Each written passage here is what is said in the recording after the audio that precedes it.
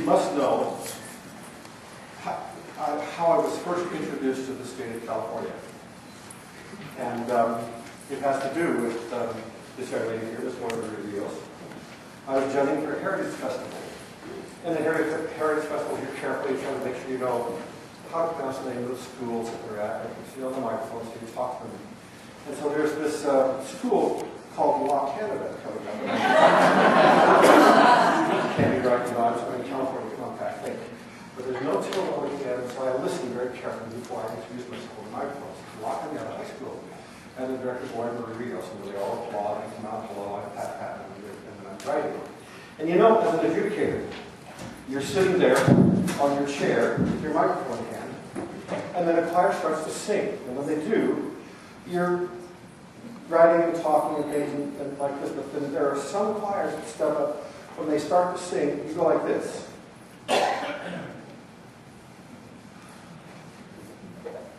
Okay, I've got to be smart. Because those kids were on target. They knew exactly what they were doing. They knew it the moment they walked on the stage. They came up on the stage, and you can tell them, this is professional. But when they sang, there was, yes, everything was in place. I mean, the valves were in place, the study was in place, they were breathing together, their eyes were focused, everything was right. But the spirit of the music came alive. Does that make sense to you? And I listen to this and trying to think, okay, I'm from Wyoming. I'm trying to come up with something to say so I don't look stupid. And then, sure enough, it's Pat Russ go and work with them. So I got up there and had the opportunity to work with this chorus of Bruce and Lock coming out of it. It was just a wonderful, wonderful chorus. And there were one or two things. They weren't coming in right together. So I went, pretend there's an imaginary spot right here where we start, and I'll return to that spot. And when I return there, that's when we begin. So I did this in the chorus, went, we began right together. I tried to make sure I stood very still so it was working right. And all of a sudden, from behind me, something comes up and grabs my arms.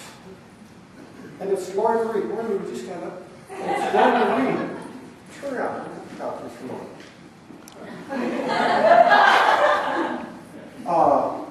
So, I looked, she was right behind me. And I felt her right behind me.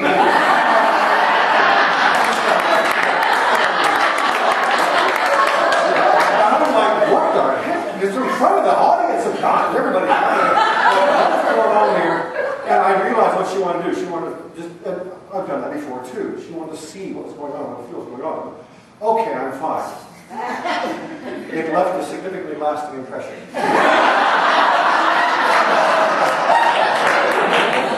have been friends ever since.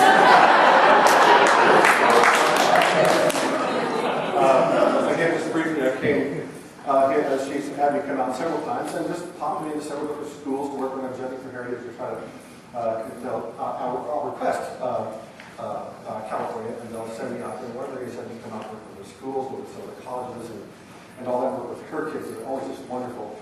And so I've had lots of opportunities to get to know some of you and some of you through Heritage and things like that, but I'm really looking forward to this too. And I don't know how Marshall and I can ever thank you for letting us come here. I can't imagine what we would say would be something that you don't already know.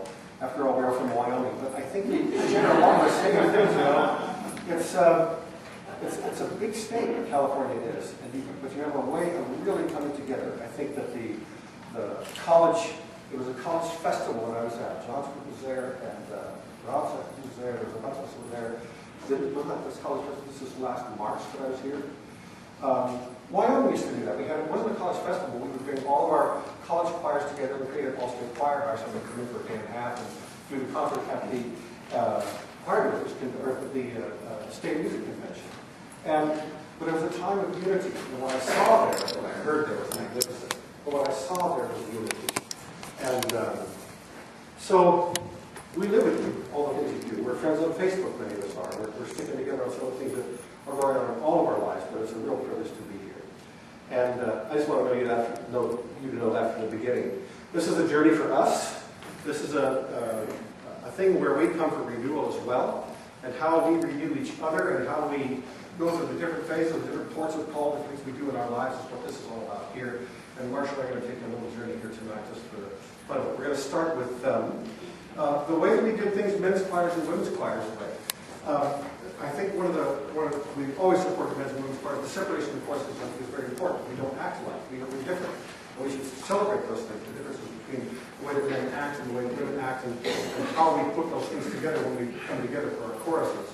But I think that one of the things that affected us the most was the efficiency of that. Because when we took the ambassadors choir tours to Europe from Wyoming, we created a men's choir and a women's choir. Okay, you've got built-in sectionals.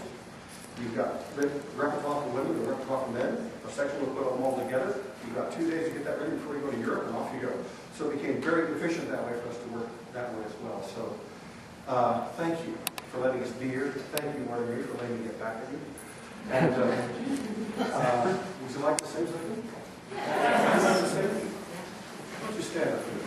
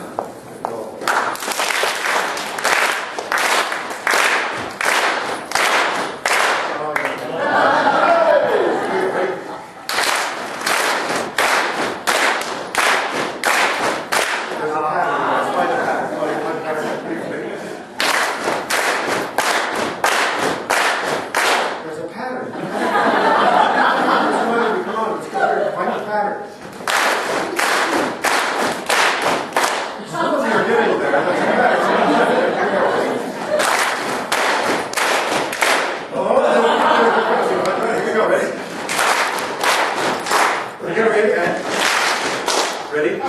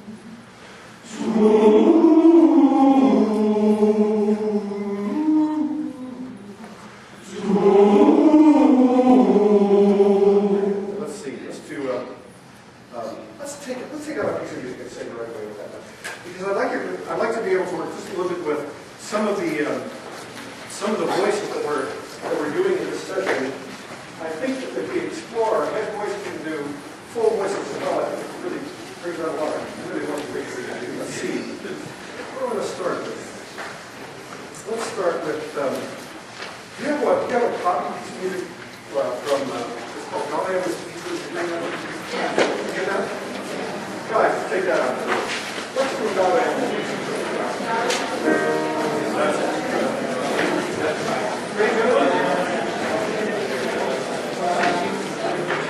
part. You want to stand? Yes, stand up, please. That's it. Stand up. Get on, stand up. Surround the girls with the music. Ready? First verse. And ready.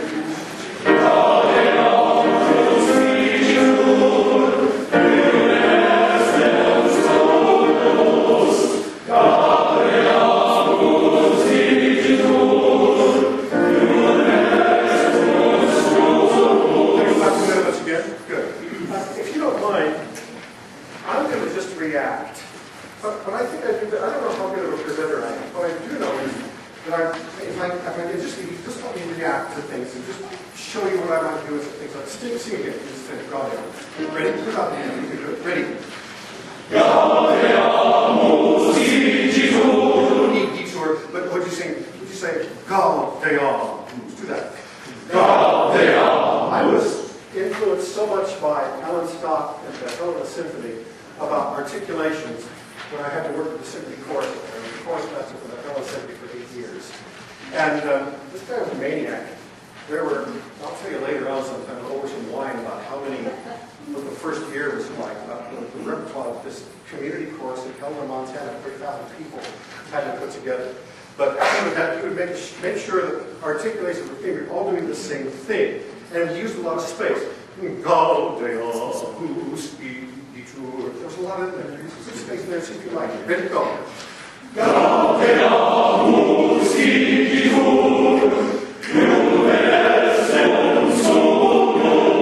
That same thing again, which is coming up right next. And this time sing it softer. And use a little bit of your head voice. 2, ready to go.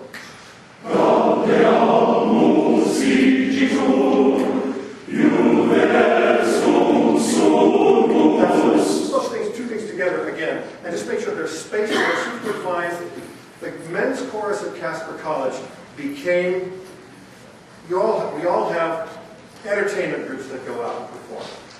The men's chorus at Casper College became the entertainment group. I found out I could get away with murder. I took 12 to 20 guys out and put them in tuxedos, and then took them to the Petroleum Club Ladies Luncheon in Casper, where there was a group of about 50 ladies there, and those guys would come in and they could sing a song like this, and they could be just full of gusto and energy. And I found out that men's choruses rehearsals were really noisy. There's a lot of stuff going on. But I found out that audiences like to see that banter. So when we go out there, the men's chorus would banter back and forth with each other, and that was part of their performance. Again, 2, ready, gusto.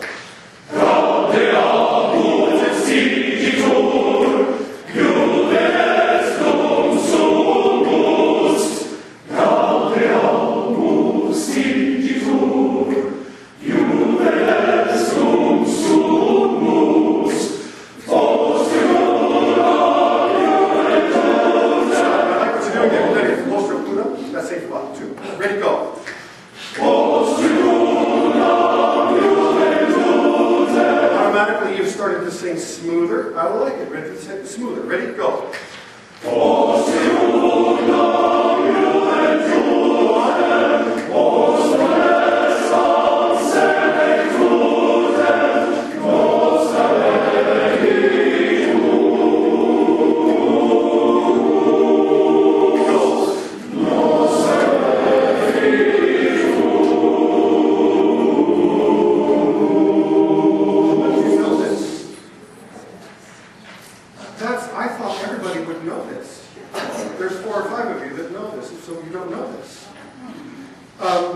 It says Brahms on it.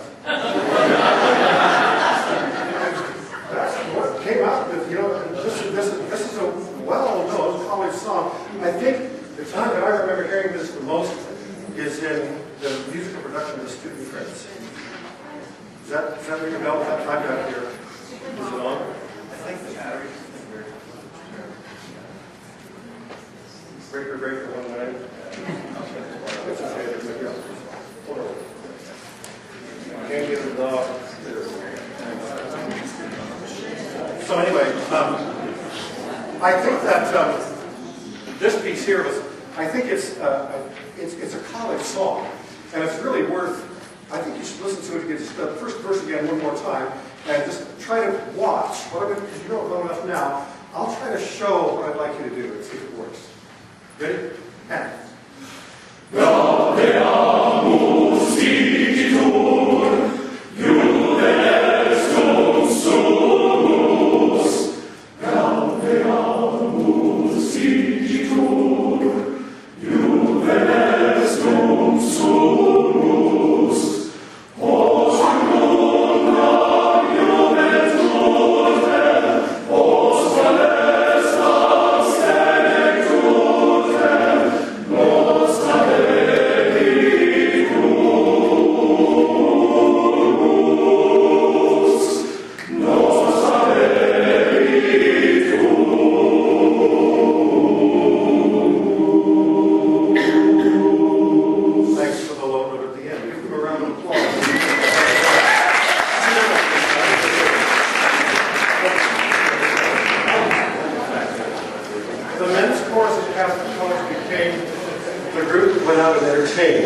So we had to have all sorts of different types of music. We did doo-wop music, we did classical music like this piece here, but it created such a feeling of camaraderie. They were a group that became, and continues to this day, became a group that is so full of, it's almost a brotherhood in the way they work. The boys learned to love the singing so much that any time they'd get up someplace celebrating something, who knows what it was, or out at some bar someplace, if all four parts were covered, they'd start singing. And I think that's what we're trying to instill in our students. Yes, we want to sing it right, yes. But do we want to sing because we love it? That's probably the main reason that we're here. And I think that's what our focus is and what we need to be. Let's look at another one of the men's chorus pieces. Can you tell I'm winging this? Let's look at... Let's go to the minstrel boy.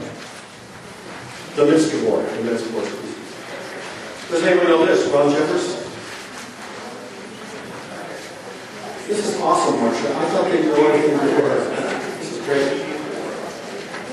Find it? 84.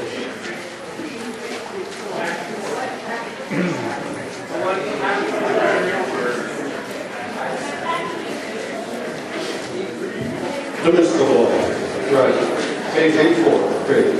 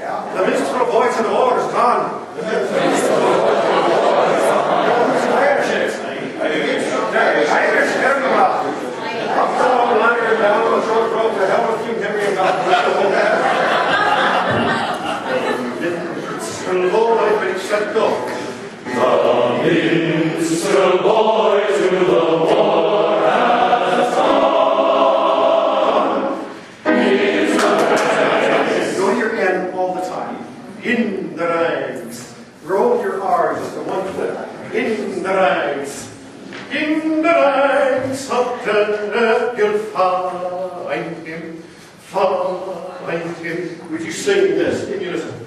Find him. Go.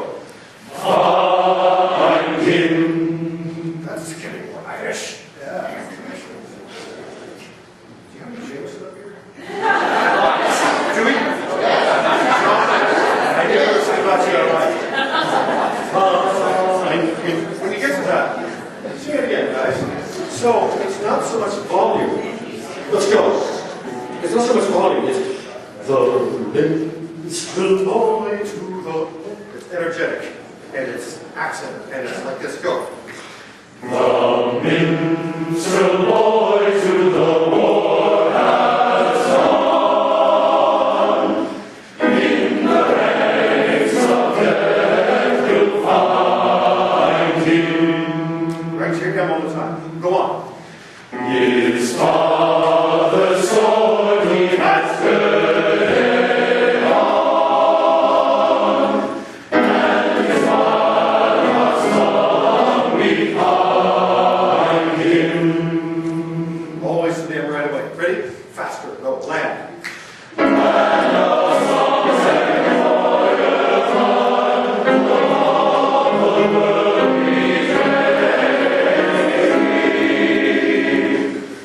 once more that is my voice shall guard, one faithful heart shall praise thee. Go ahead. Praise thee, shall praise thee.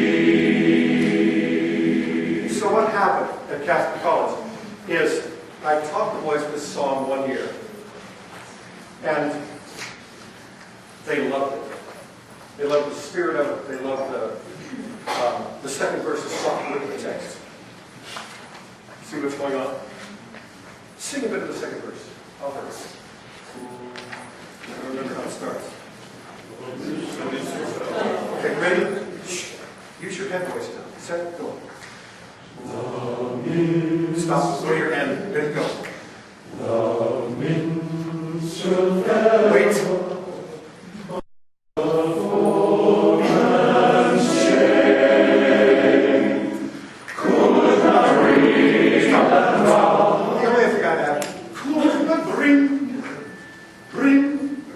What I asked them to do was to come up with something Irish. When I said that, they're junior college kids. They all think that they can do anything. And by God, they did. They sang, couldn't I bring, and then they became the ones who wanted to put more of that brogue in it. So all I had to do was give them an idea and then get out of their way and then try to control it and let them to do what they wanted to do with that piece of music. I wanted you to hear that one because the other part of the story is one day I was gone judging and doing something, and I gave specific assignments to the officers. Be sure that you accomplish this, and you get this done, you get that done. This was a year later, and I did that. And then the boys, I took off, and went to rehearsal. When I came back, this was a year later, Mr. Boy was not on the docket. I got in and I gave a downbeat for the first song or two, and they sang the Minstrel Boy instead. Because the president of the choir had taught them the Minstrel Boy because they loved it so much. The third year, they brought it back again, and it finally became a theme song for the Catholic College men's chorus. They sang it year after year after year, and it was something that the old guard taught the new guard when they came to junior college. So it changes a lot, but it created a brotherhood. And when I found out, that's my phone. Sorry. I have no idea who that is. They became a brotherhood. And I think that's what, this is one song that they sing all the time, and still do. I hope you enjoy that piece and look at it and think about some of the things that you can do with that. But I think that the key is, if you find a piece of music, allow whatever its character is to come out. It wants to be Irish, and so let it do that. What more should I have? We're done at 8:30 here, is that how that is? You're okay. We'll go back 15 minutes. Yeah, we're okay. I'll give you a 5. Okay, cool. You'll give me a 5? That's not nearly enough. Marshall will say that. Then let's go to, on that one, let's leave that for a minute and look at some of the other things we do for the The other thing that the men's chorus became were a group of buffoons. They were unafraid to be ridiculous and crazy. And so we became known for that. Some of those things were, the Martian had men's choruses too, that came out in different costumes, and just everybody looked forward to their part of the concert. So I think that building this character, allowing them to become who they are, changed the way that they worked whenever they were with women.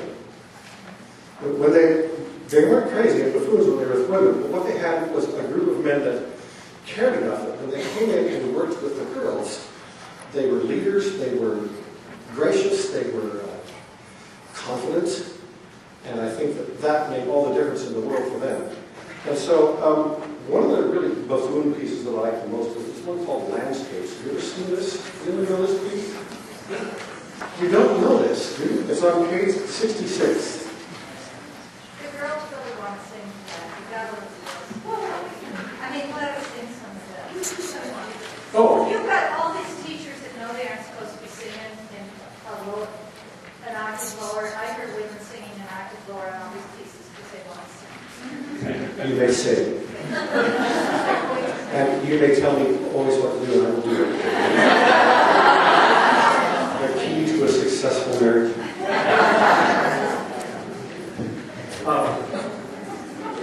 Let's see. If you just give us a feeling of that. There we go. Would you please sing the first of the landscapes in Gregorian chant? So would you just please sing it without any help from, let's just see if they can find it. Ready? And go.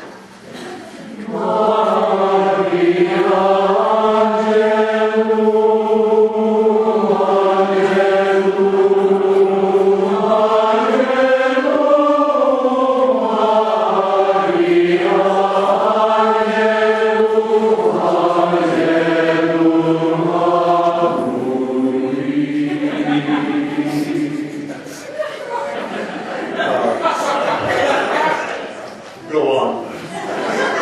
Get ready.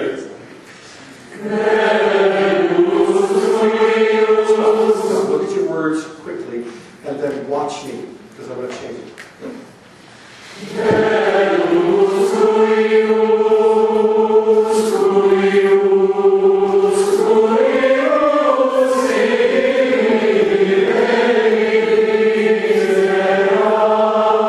Would you play that verse for us? Go.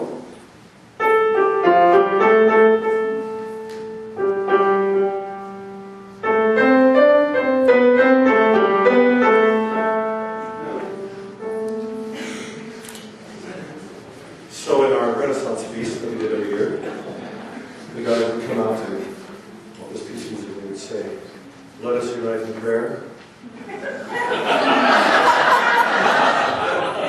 And the audience knew that something was coming because it was the men's chorus. And then we'd start off with this.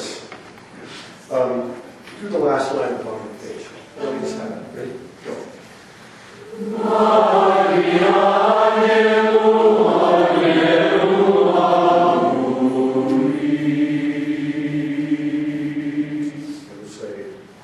In the Gregorian style, they would say that.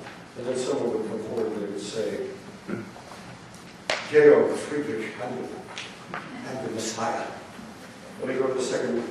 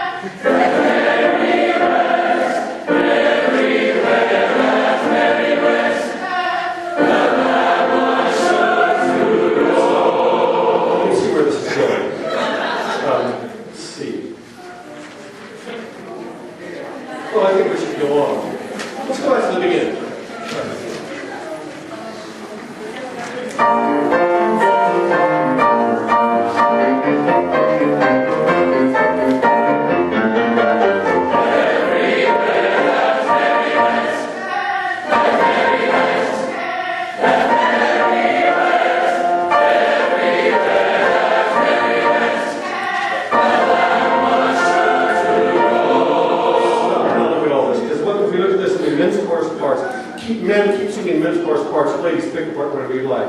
But we have tenors divided into 3 parts here. You know what's coming when you sing this. Start at measure 13.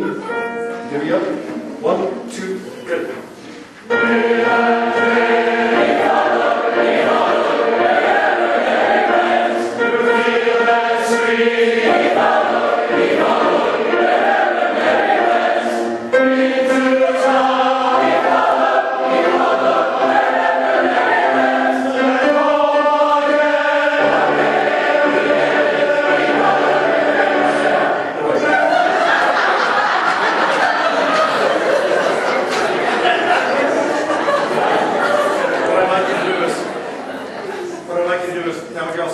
Okay, we get it. He followed her everywhere. Say it. Okay, we get it. He followed her everywhere. You sing with a tone that's very classical and very Handelian. When we sing the first part of that, when you get to okay, we get it, would you sing in that kind of a tone? Feel that there. 2, good.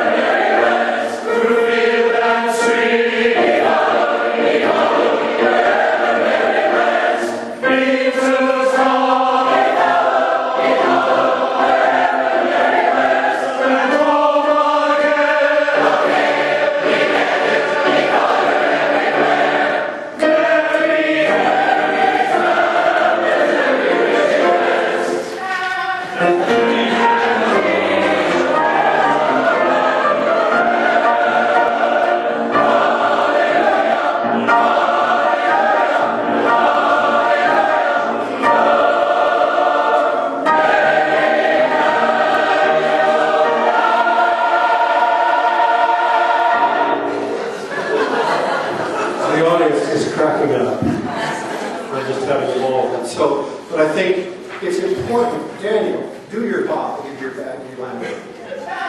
You're going to have somebody that bad.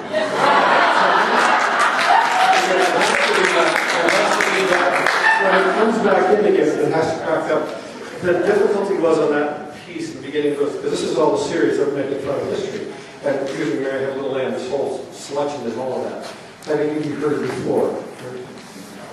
3 or 4, that's wonderful. I thought that everybody would know this one. I brought these. Please start. The Schubert, the hardest thing in the rehearsals is trying to get the voice to quit cracking up. And all the one-liners come out. Now, yes, ladies and gentlemen, I have to be careful about what one-liners we can use in a men's chorus rehearsal in an actual performance. Because the guys would go crazy. And part of that learning process is learning what it is that what we can get away with in audiences and what's appropriate. You've got to take care of your audiences. You've got to make sure that we're not insulting anyone or doing anything like that. But the banter in the rehearsals are what created the camaraderie, what created, we got work done. When it was time to sing, they knew they could sing. In fact, we could energize them into, motivating them into becoming a part of the humor and part of everything else that happened. They latched on so quickly, and then they became, and it didn't matter how many were in there. That's how they would work all the time, so I thought that was important. It was at this one, at the last magic voice that we did, that the voice practically just busted out laughing at the first few notes. So going on Schubert, and 3, 4.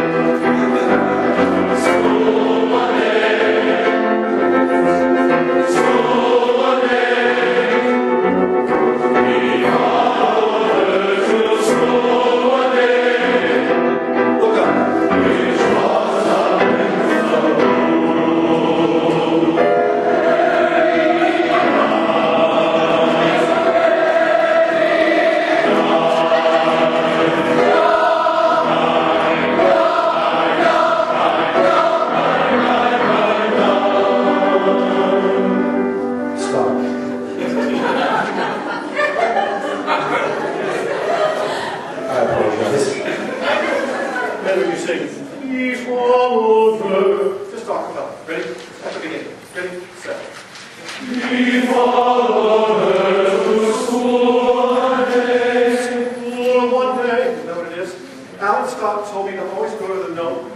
value. I wasn't quite sure what that meant. But what he said was, go to the note of least value. So when he was conducting his orchestra, the notes that became most important were the notes that had the flags on them. I don't know, in some choral music, in some ways that I've done things many times, we kind of have a tendency to gloss over those, or to look at them through text and what they really have to do and how they affect us. But what he said instrumentally was, make sure we go to the note of least value. And when I told my students that, then they began to understand that the more flags the note had on it, the more important it became. He followed her to school one day, and they would articulate that more. And then more things rubbed off on me from Alan. When the violins start to change bows, there's a space in there sometimes.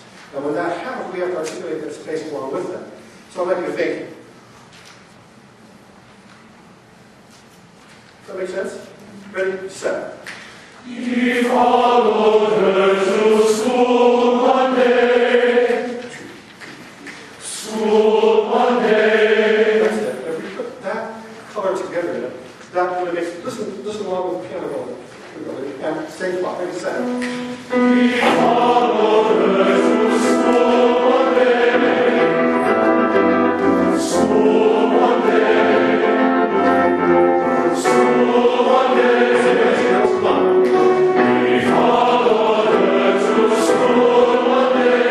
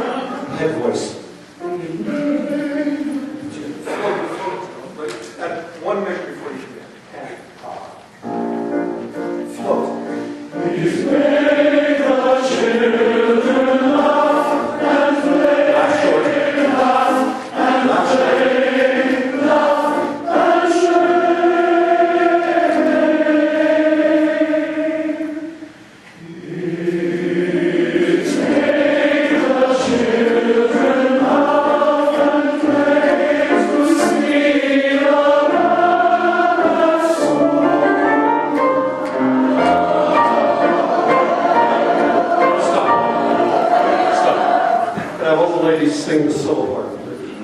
And all the men start at 25. Ready? And.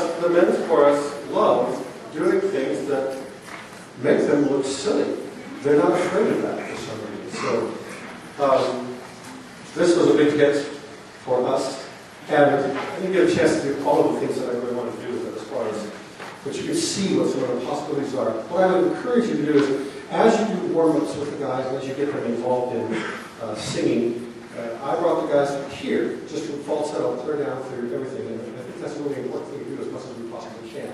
Bring the falsetto down through their head voice so we can discover that. But it's easiest for me if it comes down from the top down. I've been in college teaching for a long time, 36 years at Casper College. And you're right, Lauren, it's 41 in the state, it was 5 after that, or before that, I was in junior high and high school. But still, those experiences, the things that Marcia and I have done in terms of the travel and the things that we've had the opportunity to do, have changed the way we've done things. We found we've had to go renew ourselves. We've had to find some way to find something that kept us going, kept us on a different, kept us from becoming stale at what we were doing. And it was renewal, a constant journey that kept going more and more, and I think that made all the difference for us. There is one other one in here that we've got. Now let's just sing through that one. It's, let's put this in, let's finish with Viva l'Amour. This is on the 893. We've got about 2 minutes. Is that what you said? About 2? About 3? Good. And what I'd like to do on this is just practice a little bit on, to show you some things about this. Do you notice, anybody know this piece? Thank God. All right. Let's start at the bottom of the page where it goes, and I was going to pronounce the French kind of wrong, though. Viva l'amour. I think the more is going to move like it should. Okay, you have those pictures of which you go. Viva l'amour, about that fast. 2, ready, go. Viva l'amour, viva l'amour, viva l'amour, viva l'amour, viva l'amour, viva la compagnie. Stop, go down, do it again. 2, ready. Here's what I want to do. 2, ready, go. Viva la, viva la, viva l'amor, viva la, viva la, viva l'amor, viva l'amor, viva l'amor, viva la compagnie. Now, a little bit more in your articulation, more in your view. Viva la, viva la, viva l'amor, and make sure more comes out more, and I'll show you why in the song a little later on. 2, ready, go. Viva la, viva la, viva l'amor, viva la, viva la, viva l'amor, viva l'amor, viva l'amor, viva la compagnie. Let's go, please, to page.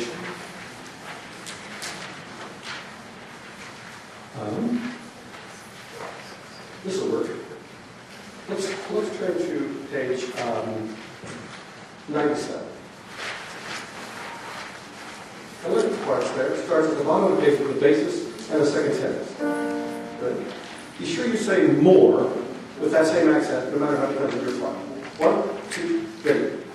Viva la, viva la, viva l'amor, viva l'amor, viva l'amor.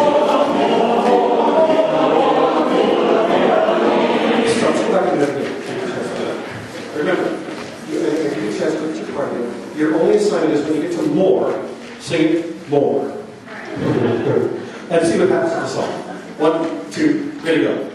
Viva la, viva la, viva l'amor, viva l'amor, viva l'amor, so whenever we get to more, you're going to hear more and more. There's another one that sounds funny like this. I have to tell you that this is still in my head from the very first time that I heard it. There was a choir when I was about 18, 17 years old that came through Scottsbluff, Nebraska, which is about 30 or 40 miles away from where we live in Lingle. And it was a choir called the Roger Wagner Chorale. And have you ever heard of it? And it was at that, you know how you're impressionable, those things, but it was Vittoria Ave Maria that he sang. And Roger would conduct like this.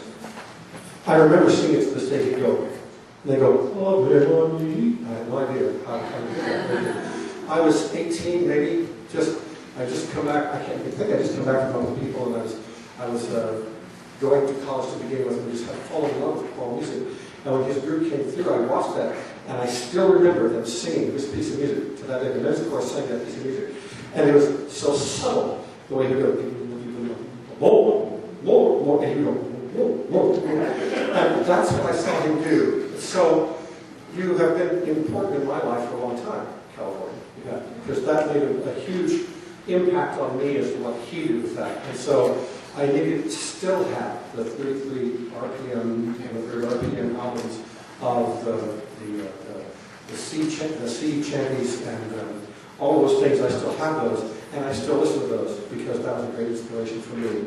What I wanted to see was at least some of the things that we do with the men's chorus at Casper College, how it creates camaraderie, how the music itself instills in them the spirit to sing, and they love it so much when they're done, they will go and sing in bars and all sorts of places, and they still do, and I still see them do that. Thanks for letting me do a little bit about some of the things that we've done at Casper College and how much it's meant so much for the men's chorus and what we have Marshall.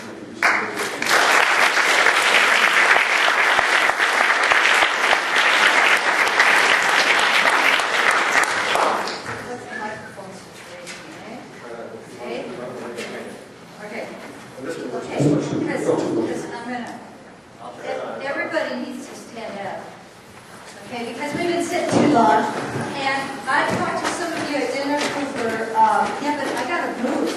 I talked to, hello? Okay. Wireless on. The wireless Wireless on.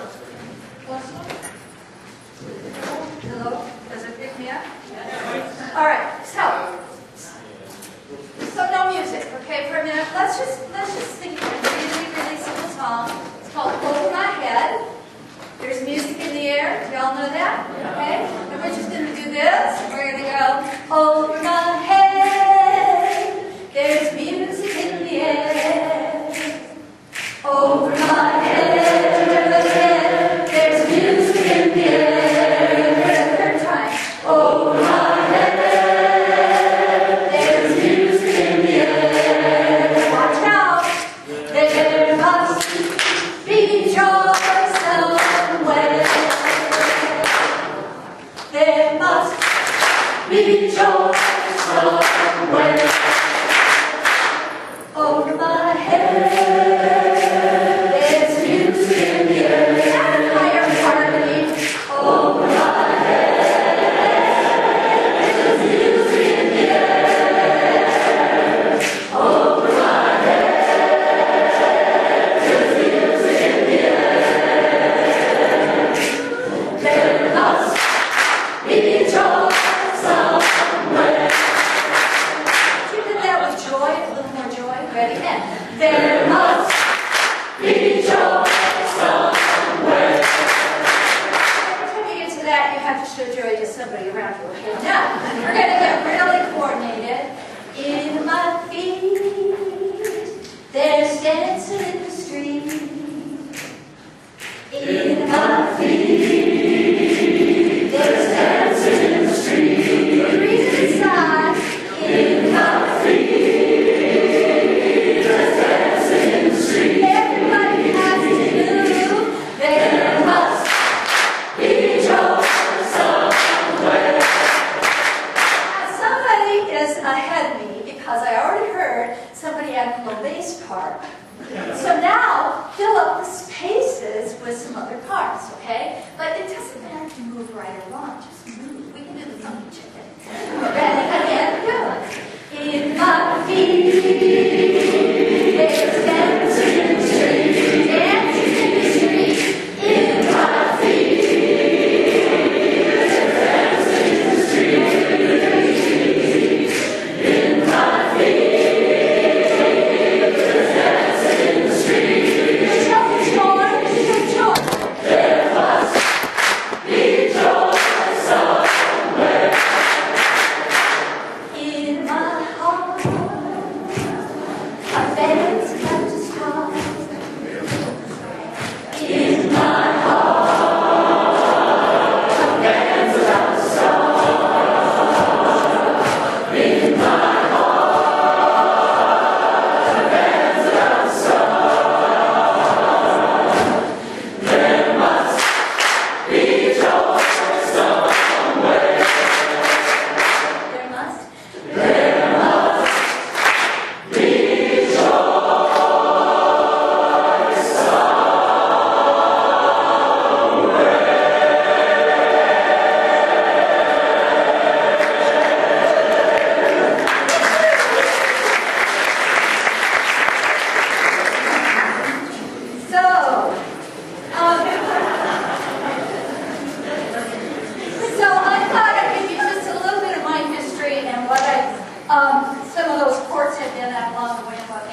time at some of those places. I started out as an elementary general music teacher. I taught that for 7 years. I learned how to teach everything in 30 minutes. How to have those kids coming in the room and singing from womb to tomb. Okay? So you have to teach a song like that at the beginning. I mean, you just start doing it, and they will learn that they just start with you, and every day it's going to go like that.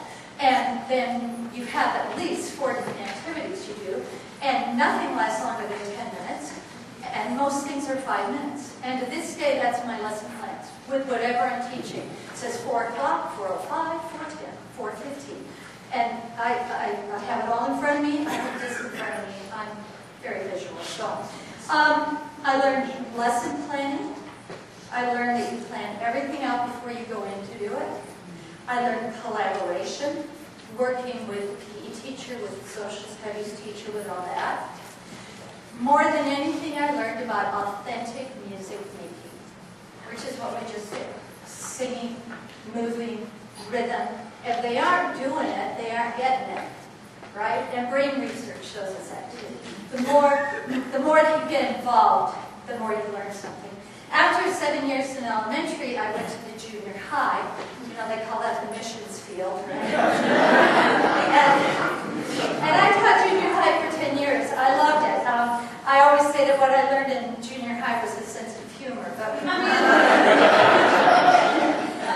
really what I learned in junior high is that it was a realization that the children that we call our students are really capable of doing so much, and they are teaching us all the time. The world is their oyster. They are so, I mean, the world, yes, the world revolves around them, but the world is their oyster, and I love junior high. I taught high school for about 18 years, something like that. And I had the men's choir, I had esprit de corps, which was a lot like Pat's guys. We'd come in and do the Christmas concerts, and they'd all march in their Santa Claus hats, and then we'd have 1 or 2 of the guys who wore their yarmulkes instead. And we did serious music. I mean, I loved working with esprit de corps. But Pat's right. They would then bring that camaraderie and that sense of accomplishment, and that, all right, now this is what we're going to do, and this is how we do it, into the mixed choir. And they were excellent leaders. So I had the men's choir, I had a women's choir, jazz, my acapella choir, and then a y'all come choir. And the y'all come choir was my favorite. And sometimes there were 80, 90 kids in the room, and some of them pitched when they started, and some of them didn't. Some of them read music, and some of them would never read music, because we had special needs children in there too. But I love the Y'all Come Choir, and many times students who were in a cappella, which was my top audition choir, would come in and sing with the Y'all Come Choir just because they loved to be in there. And what I learned in that choir was that the way that the students act in your choir is probably the same way that they're going to act when they get out in the world in the community. Mm-hmm. So you are teaching life through music, and you're bringing up those kids and who they will be as parents and as citizens. What an awesome responsibility we have. All of that time that I was doing that, I was conducting children's choirs. I started out, I started the Cheyenne Children's Chorus, modeled after Dwayne Wolf's Colorado Children's Chorale. And then Pat moved to Casper College, so I couldn't stay in Cheyenne. I tried to. I stayed here a year without him. And it was wonderful.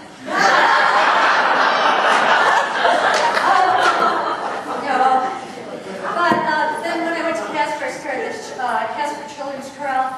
And I have 80 singers in there. As I told you, we are a pretty small community, really, in the scope of things. But we have a couple hundred kids audition every year, and I wish I had places for all of them. I do not have a satellite program like the Indianapolis Children's Chorale that has a satellite choir in every school. I just can't do that. But I do have a primer choir that somebody else conducts, and then I have a choir that's made up of of women that came out of the Casper Children's Chorale, or maybe their moms or grandmas of people in the Casper Children's Chorale.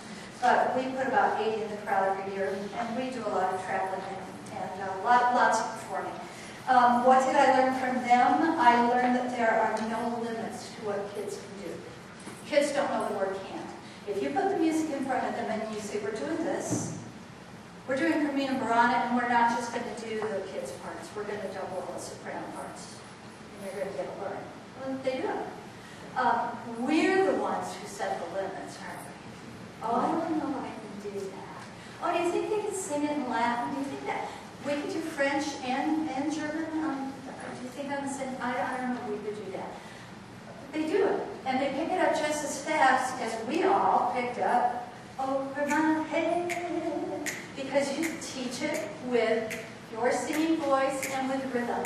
And you're feeling it, and you're showing it, and they're moving through it, and they learn so much in a very short amount of time. So that's what I learned from the children's chorus. The main job that I do today, besides children's chorale, is I work with student teachers from the University of Wyoming. I'm retired from high school teaching. And I work with student teachers from math, science, social studies, art, every subject area except music and PE. The two things I taught, because they all go through their own college as well. The other subject areas come through education. And the main thing I work with them on is classroom management, lesson planning, how to get through a lesson in a short amount of time and teach what you want to teach. And what I've learned from that is there's no tidbit of information that's too small that somebody in the room isn't going to learn. And those of us that have heard those tidbits before just need to be validated sometimes. You know, it's something that we knew and we forgot. Oh, I forget the best things. I used to do that. Why don't I do that anymore? You know this. I got a quote here from Robert Shaw. He said, generation after generation, and brick by brick by brick, each of us is given only an inch or two of time, but with it the chance to mold, bake, and place a specific and personal brick. So we all have to make our own bricks. We all have to tend our own backyards. For us, it's Wyoming, it's Casper. For you, it just may be when you go down the hall and you go into your choir room and nobody else is there. It's you and those kids, and you're the one building that brick. Okay? You're the one laying that foundation. So nobody else is going to do it but you. Nobody else is going to do it but me. When we go into that room and we connect with students. So, as I start going through women's choir literature tonight, I thought I would talk a little bit about connecting, because that's why you're here to learn, but also to validate what you already know, and of course to make connections with friends. We connect with kids every day, and I find that if I choose the best literature, and to me literature is literature that puts kids in the song somehow. Whether it be something that makes them think about being in a beautiful nature space like this, or it's an actual story that they're singing, or it's just something that they can connect with on a spiritual sense. I try and choose music that makes kids feel. When I was teaching high school, I came up with this activity, and I still use it today, but I don't have the kids write it anymore because I don't have time for writing with children's chorale, but I always wrote every day in high school and junior high. We would learn a song that told a story. And I can think of one song in particular. It's called Fare Thee Well, Love. Fare thee well, love, I must go across the ocean there to see you again, something like that. And we talked every day about what this song could be about and who this person might have been. And I think that that's key. We have to talk about it every day so that then when our choir gets in front of the audience, they're telling the story. But at some point I realized I wasn't touching the kids anymore, and they weren't thinking anymore. They were just doing this to me. I said, okay, today we have a writing lesson. You have 3 prompts. The prompt is, my name is, no, not me, Mrs. Patton, your name. My name is, but it's going to be a fictional character. My name is, I lived in, could have been in Ireland during the potato famine. It could have been in Wyoming during westward expansion. My name is, I lived in, let me tell you about.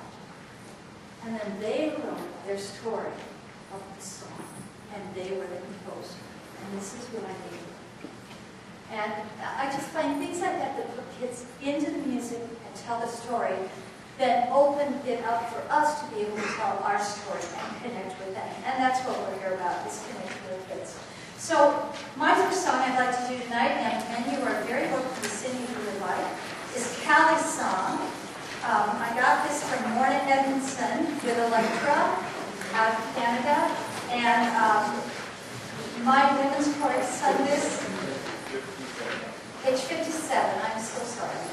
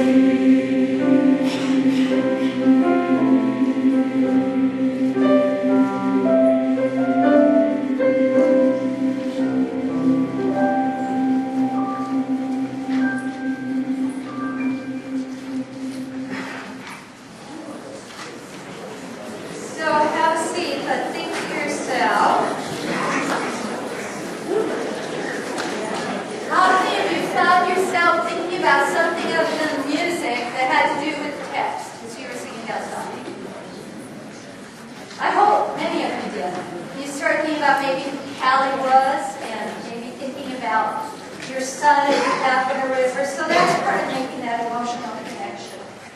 I'm going to go kind of quickly through these next couple pieces. I want to talk just a little bit about women's choir. When the National Convention was in Miami for ACDA, I did a presentation called the Venus Factor. And it was actually based on a lot of brain research about the difference between men and women. And I developed a bunch of warm-ups and a bunch of activities that girls like to do. And when I presented this presentation, I did it 3 times that day, and it was really funny because women would come into the room to do the presentation, and they'd be all big-eyed and happy to hear about it. The guys would be walking in like this. And I'd start talking about how women have all these neurons that are dedicated to language, so many more neurons than men have, and that they have all of this communication and emotion, and the guys were like this, and what are we talking about? But by the time that we were done, we had really a very good time, because 99% of what makes up our brains is exactly the same between men and women. So what percent does that leave? 1%. And that 1% is really huge, because that 1% is affected by things like testosterone, estrogen, things like that. And then there's so for instance, women tend to go up and down like this a lot during the day. You may not have ever noticed that. While male brains are pretty stable, female brains have these big concentrations of estrogen, progesterone, and other hormones that change emotional experiences. And that combined with the fact that there's a really big part of the female brain that's attached to language, we are really into communication and emotion through words. In fact, we have 11% more neurons that are dedicated to language.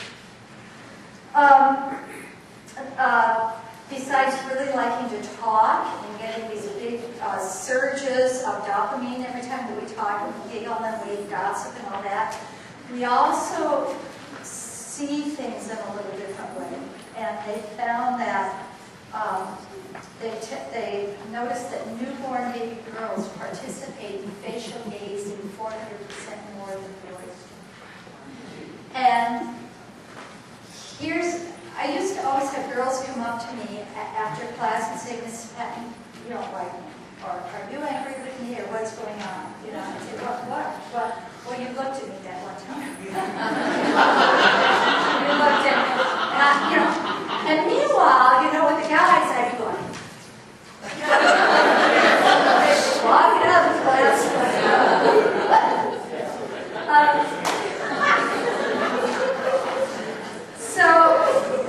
Anyways, a couple of these things.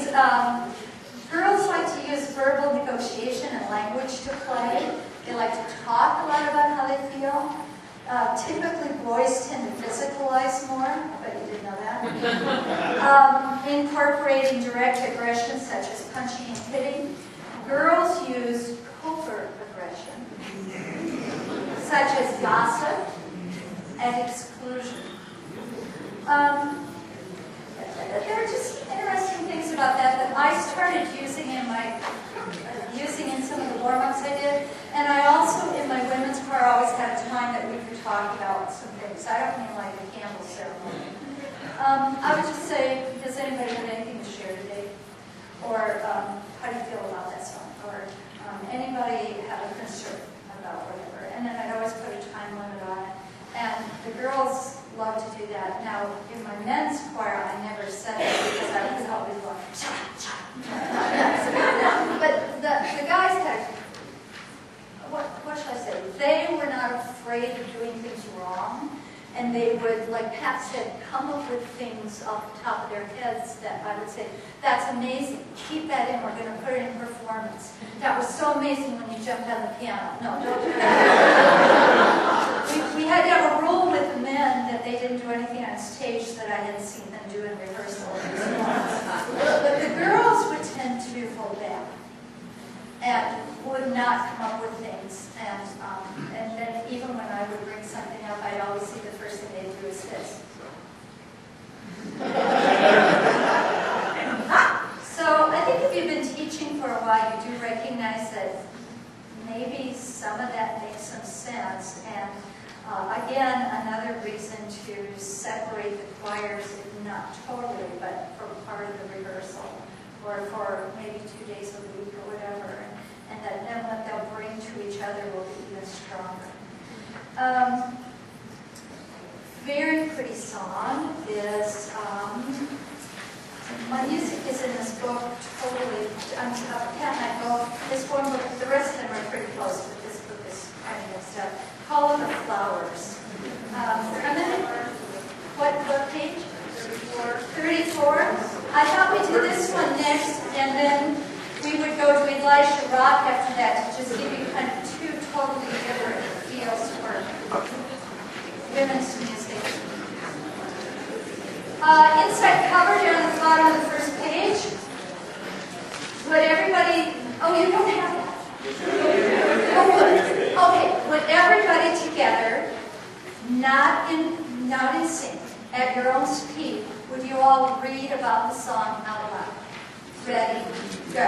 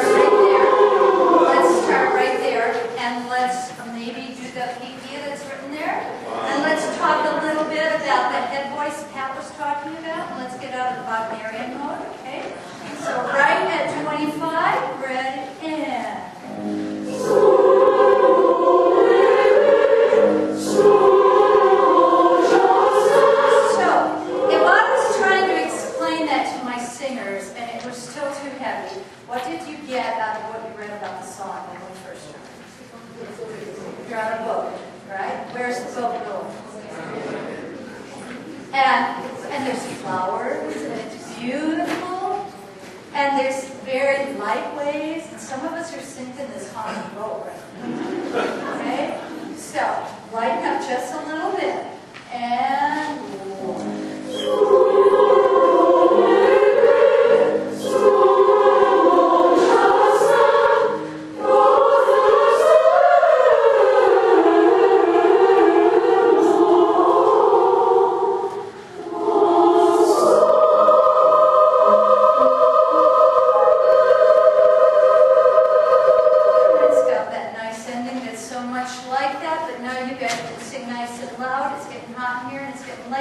Let's stand up and do Elijah Rock.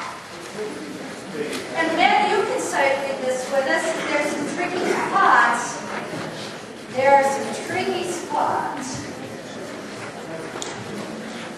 What page number is it? 42. Would you all want to get it? Page 43, measure 18. And pick your part, and we're going to go about like Elijah Rock. Elijah, coming up. But there's a second part, so we got Elijah, shout. Let's put those two parts together and rhythm text it. 2, ready, and go. Elijah, shout. Elijah, coming up the Lord. Elijah, shout.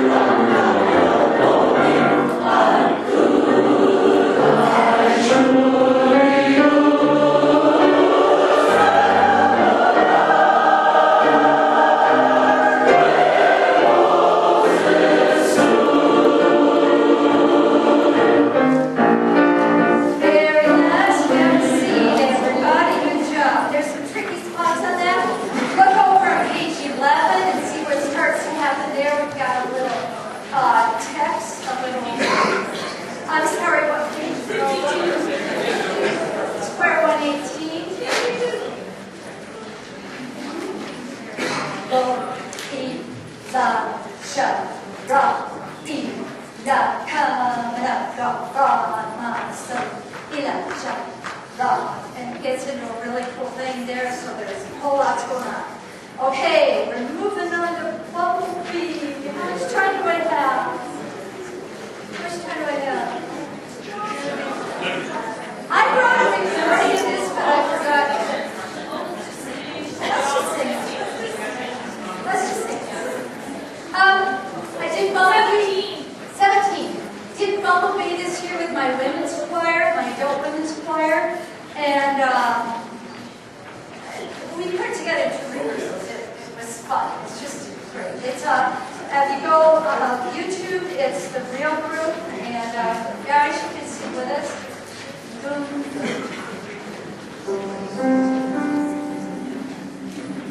We have a lady in the group who has hives of bees, and she talked to us about how the bees live and how they take nectar from place to place, and then we all became bees as we sang this, and you just can't sing this without moving a little bit.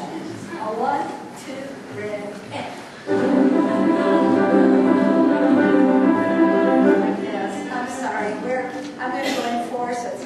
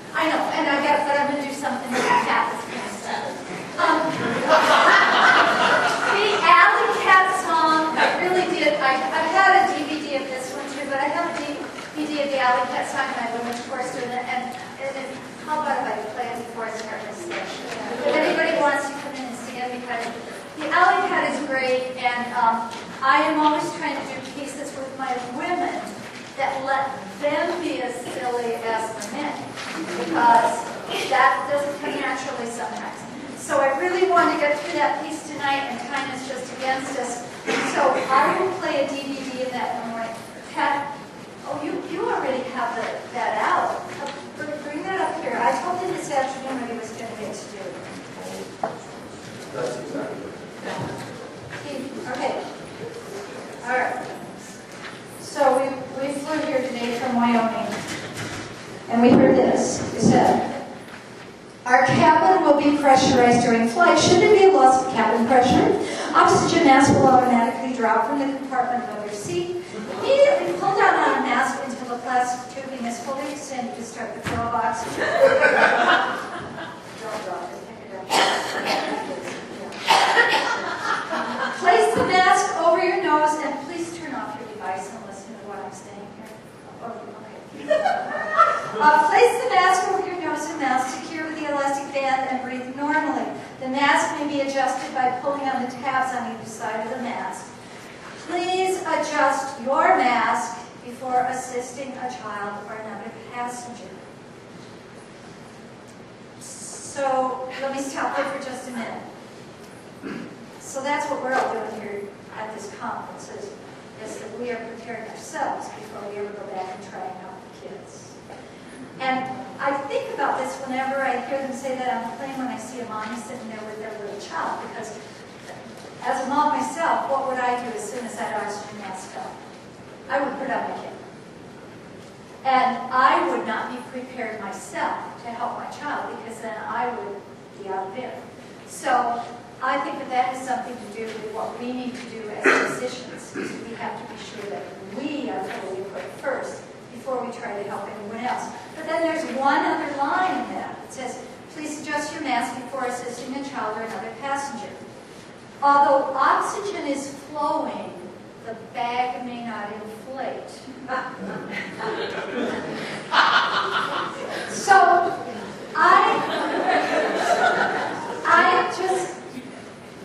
I really want you to inflate these next couple days, and inflate by making all those connections we talked about, so that you can go back and take care of your kiddos in your programs. So we have incredible ability to speak through each other through music, and I want you to be equipped for the journey. Is your oxygen mask on, and hopefully it looks better on you than it does on that.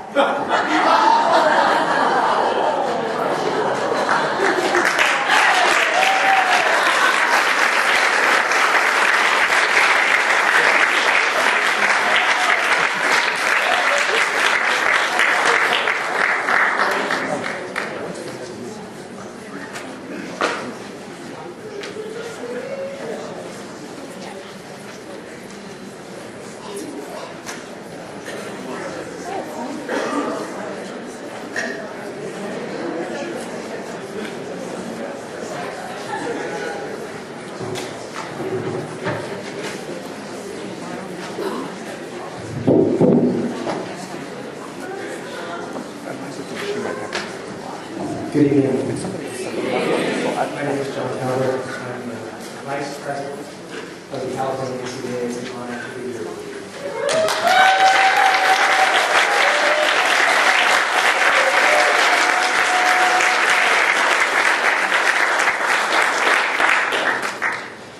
Since 1985, it has been the privilege of the California ACA to recognize an outstanding choral director in our state who is retired from full-time conducting.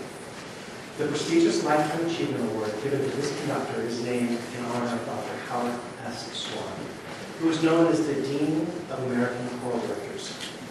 Howard Swan's life spanned almost the entirety of the 20th century, and it is nearly impossible to overemphasize the far-reaching effects of his artistic command, powerful personality, and humanitarian spirit. After beginning his career as a teacher at Eagle Rock High School, Dr. Swan became choral director at Occidental College in Los Angeles, a position he held from 1934 to 1971. The Occidental College Glee Clubs under his direction gained national stature, performing with exquisite tone quality and electric communication. Dr. Swan became the mentor of multiple generations of choral directors. Conductors from all over the country would come to study with him at Oxy and subsequently at Cal State Fullerton and at the University of California at Irvine. His integrity, his high view of the artistic human role of the choral director, and his compelling ability to challenge and to inspire students and their colleagues to greater vision and higher standards awakened the collective conscience of the choral world. It is for this reason that the book containing his writings and speeches is entitled Conscience of a Profession, Howard Swan, Choral Director and Teacher. If you were a student, if you sang in an honor choir, if Dr. Swan touched your life in some way, would you stand, please?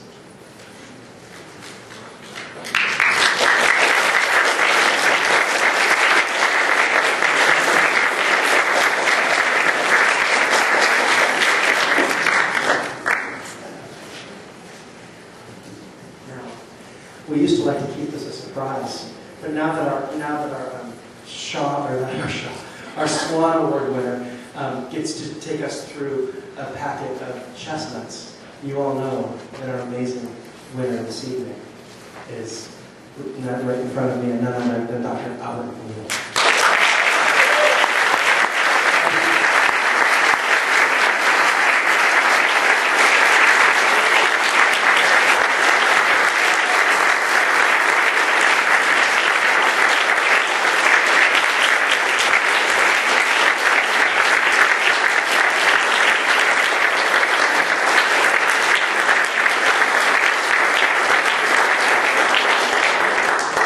Before Al comes up here and talks a little bit, gets us through some things, I want to make sure that you all know a little bit about our dear colleague and friend, especially those of you in the room who haven't yet had the opportunity to have your life touched by Dr. McNeil's work, like so many of us have.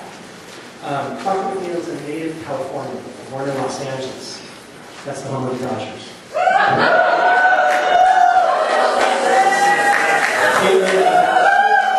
He earned bachelor and master's degrees at the University of California, Los Angeles, and did his doctoral studies at the University of Southern California, the Westminster Choir College of Princeton, and the University of Lausanne, Switzerland.